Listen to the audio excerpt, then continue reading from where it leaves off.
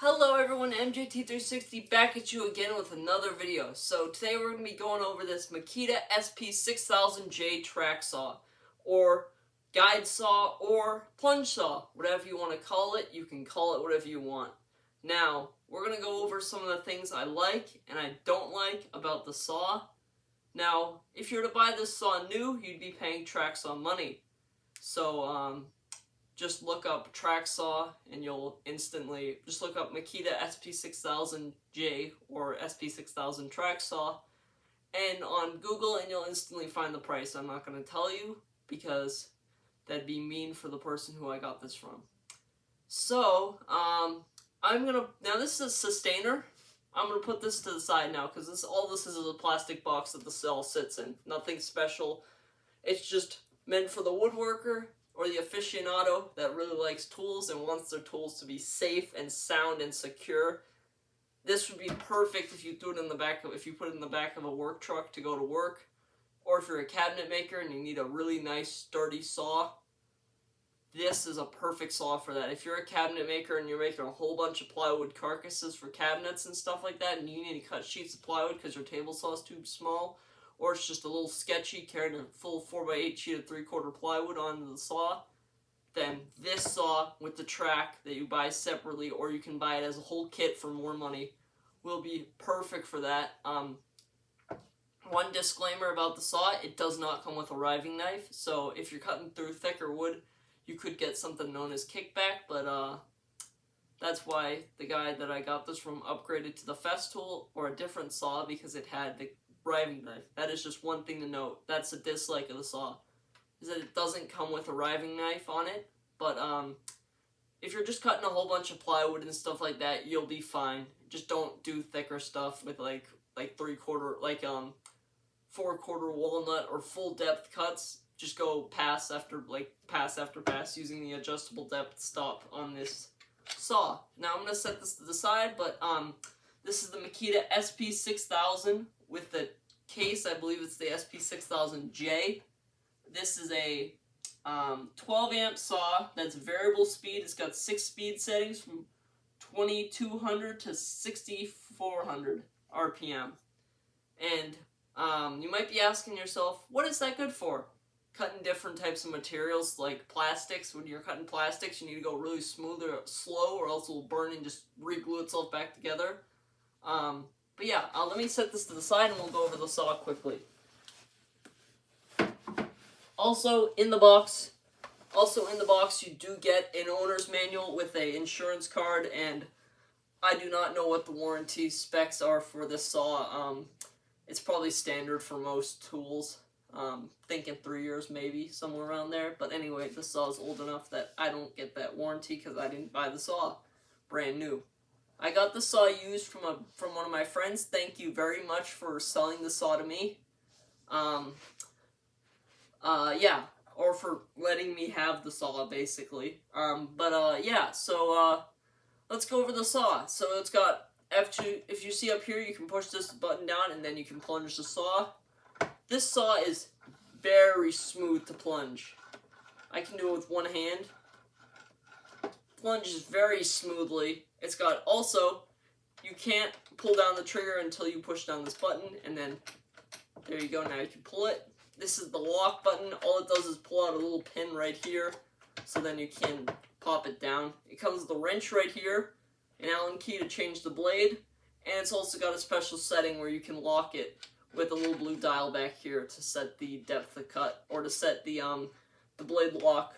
So then, because you got to push down the blade lock, it'd be kind of hard if you had to push down the blade lock and then hold the saw down and try and remove the wrench. So they made it a little bit easier with a little dial here that locks it in the position. So then you can access it through this. You can access the blade bolt through this little hole right here that my hand is in right now. Now, some of the dislikes of the saw. Everything on this saw is metric. It's got a 165mm blade, which is about 6.5 inches. That's pretty much standard for most track saws, or basically for track saws this size, are about 6.5. That's the standard for the smaller track saws. Unless you go to a Mafell or the bigger Festools, those are just a whole different story. But as you can see,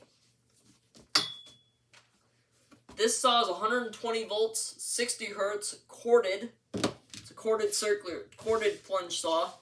And the great thing about the saw is that if you don't have the track, or if you don't want to use the track, you can use the saw without the track. Because it's got these two little lines right here and here that you can line your work up to, just like a normal circular saw. This is basically the equivalent of a circular saw that can plunge and that has extremely good dust collection. That's big, and also you can cut nice and dead straight with it. But this is a whole new cutting level when it comes to saws. When it comes to circular saws, this is like top tier stuff. That's why you're paying track saw money for it, because it is just a whole new level. Now, what do I like about it? It's compact. It's small, it's lightweight. I can pick this thing up and carry it around, and it won't make me tired all day. Now, the good thing is, it's got fabulous dust collection. Hook this up to a dust extractor, or maybe even a shop vac if you have one, and you can cut dust. Also, this port spins, as you can see, 360 degrees, which is great because, say, if you're cutting, you can put the shop vac hose to the side when you're running down plywood, and it won't get caught on the track. So, variable speed, it plunges down to 55 millimeters. I believe that's what that says correctly.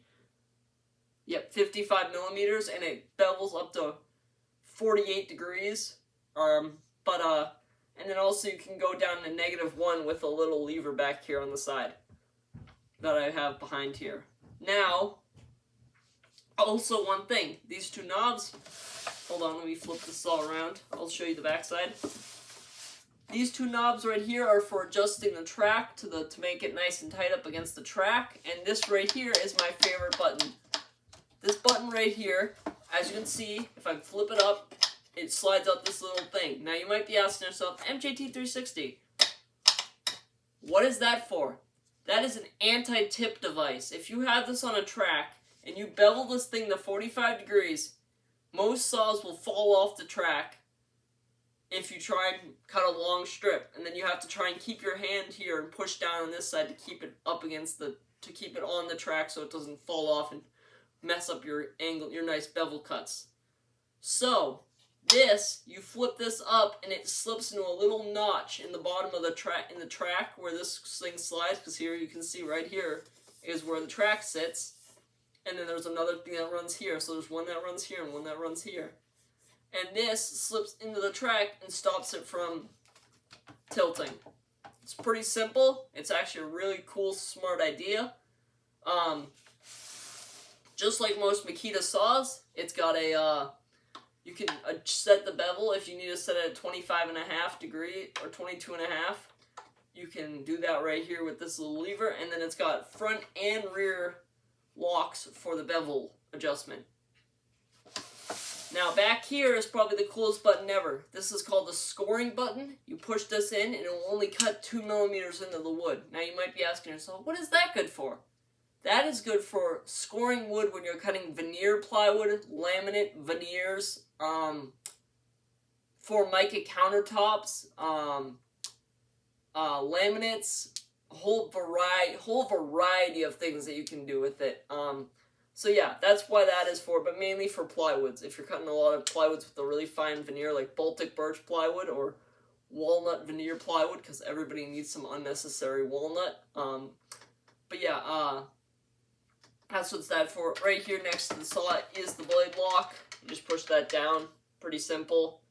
But yeah, so there's a quick overview of the Makita SP6000J plunge saw / track saw / guide saw, whatever you want to call it. Now you might be asking yourself, where is the track?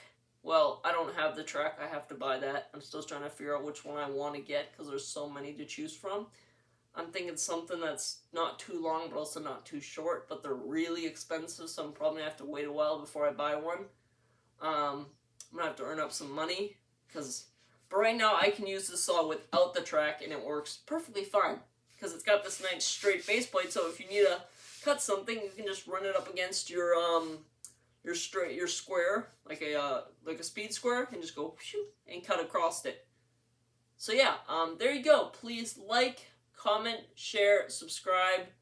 Do whatever you have to do to get this video out to people, and have a great rest of your day, and have a great new year also. So yeah, thank you, and this is MJT360 out.